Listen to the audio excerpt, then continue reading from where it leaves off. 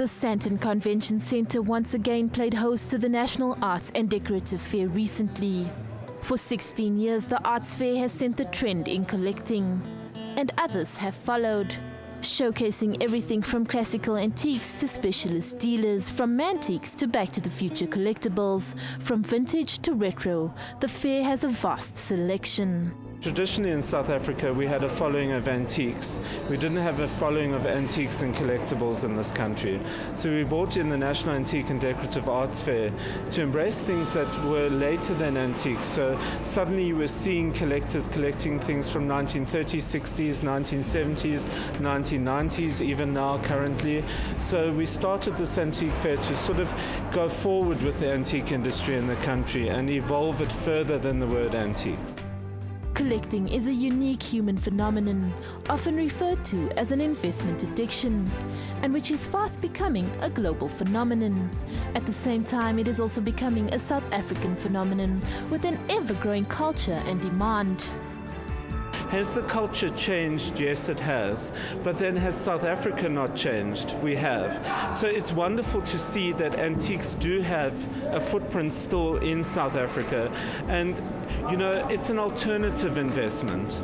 So when you're looking out there today to not be in the share marketplace and not be in other marketplaces, the antique world offers you different investments, from art to jewelry to all sorts of things. Right here we have a 1974 Volkswagen Cabriolet, introduced to the North American market in the 1970s, a sure collector's item in immaculate condition. I sure wouldn't mind a baby like this.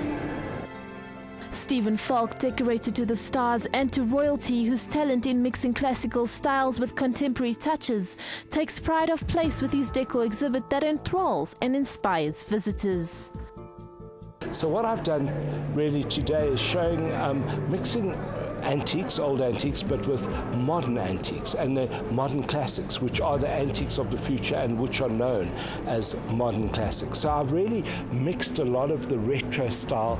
I've put an old BMW motorbike, I've put a Skyline. I've actually mixed a retro and classic things, which are also antiques. So one must never always think that antiques are old and stuffy and kind of whatever, but they also have a wonderful young slant and can be mixed, you know, making things exciting and electric. Dutch antiques dealer Rikus Dillard of Kunsthandel HWC, Dillard showcases never-before-seen European and Chinese antiques. It's an Amsterdam clock, and such a clock was the Lamborghini of the 18th century. Because you have to see the merchants in Amsterdam were very, very wealthy in the 17th and 18th century through their trade with Asia. They traded in spices, in porcelain, in silk, in tea. And all these canal houses on the canals in Amsterdam, they are like little palaces. Now, such a clock was made for the entrance of such an Amsterdam canal house. And such an Amsterdam canal house, they had a marble entrance hall. And this was then when the visitors came in, they would say, wow, wow, what a beautiful clock, isn't it? From Tuscany to Sandton, these iconic scooters have left footprints around the world.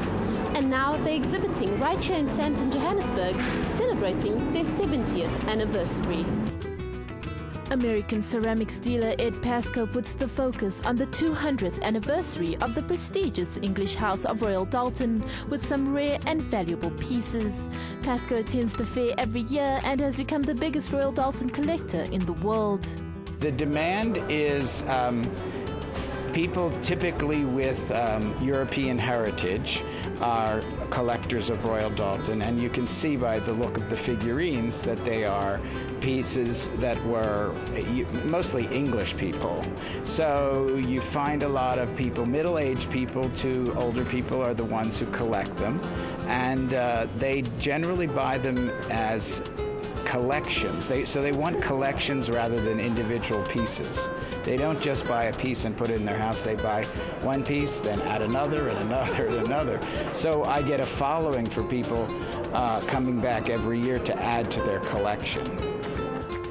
Juxtaposed to the opulence of 100-year-old and older antiques that grace many wealthy homes are the young, up-and-coming collectors who look to find tomorrow's antiques today.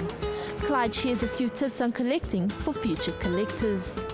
If you are interested in collecting, the best thing to do is follow some of the Facebook pages, follow the websites. As the National Antique Dealers Association, we have a regular newsletter that fills you in with antique collecting events, what's focused in the country, what's happening in South Africa. All you have to do is log on to www.nwaa.co.za and fill in there that you would like to receive a monthly email newsletter, and that will keep you in touch with everything happening in the industry in South Africa.